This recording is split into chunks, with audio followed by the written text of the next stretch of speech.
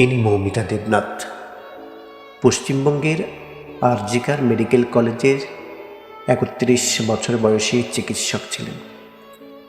৩৬ ঘন্টার ডিউটি শেষে সেমিনার রুমে বিশ্রাম নেওয়ার সময় তাকে ধর্ষণে হত্যা করা হয়েছে।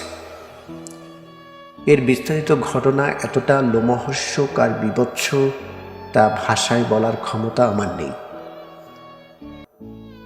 গত শুক্রবার রাতে আরজিকর মেডিকেল কলেজের পিজিটি ডাক্তার মৌমিতা টানা ৩৬ ঘন্টা ডিউটি করার পর সেমিনার হলে বিশ্রাম নিতে যান। সম্ভবত ঘুমিয়েও পড়েন। সে অবস্থায় তাকে নির্মম অত্যাচার করা হয়, তারপর মেরে ফেলা হয়। হাসপাতাল কর্তৃপক্ষ সেটাকে ধামাচাপা দিতে আত্মহত্যার গল্প ফাঁদে। তড়িঘড়ি করে বডি সরিয়ে ফেলার পরিকল্পনাও হচ্ছিল। এরই মধ্যে প্রিন্সিপাল ন্যূনতম সহমর্মিতার প্রদর্শন না করে মন্তব্য করে বসেন, এত রাতে মেয়েটির একা একা ডিউটি করা ঠিক হয়নি। সরকারের পক্ষ থেকেও সাফাই দেওয়ার চেষ্টা করা হয় বলেই অভিযোগ করেছেন। একজনকে গ্রেপ্তার করা হলেও সেটাকে আইওয়াশ বলে মনে করেন আন্দোলনকারীরা। অভিযোগ, এই ঘটনায় হাসপাতালের লোকজন জড়িত আর তারা ক্ষমতাসীনদের আশীর্বাদ পুষ্ট। প্রিন্সিপালের বিরুদ্ধে এর আগেও নানা অনিয়মের অভিযোগ আছে। সারা ভারতই এই নির্মমতা এবং এটাকে ধামাচাপা দেওয়ার বিরুদ্ধে অবস্থান নিয়েছে। ডাক্তাররা রোগী দেখা বন্ধ করে দিয়েছেন, ছাত্রছাত্রীরা রাস্তায় নেমে এসেছে।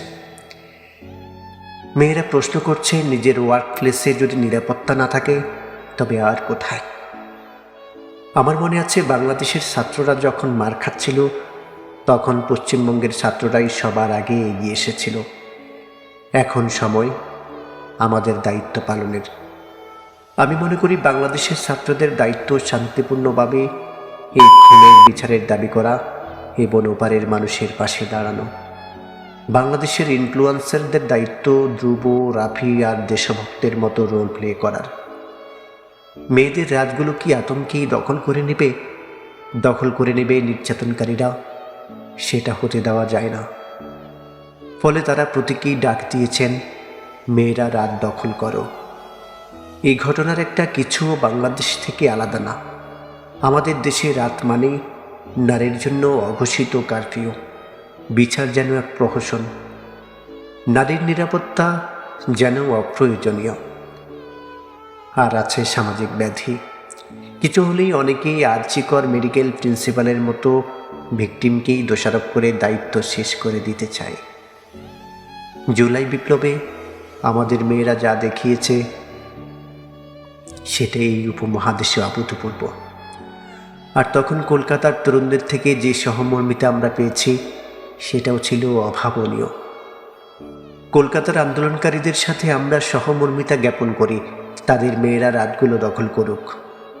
ক্ষমতার কেন্দ্রে বসে যারা, তারা কি জানে ক্ষমতার অহংকারকে পদদলিত করে তরুণ ছাত্ররা বিপ্লব ঘটিয়েছে ঢাকায়।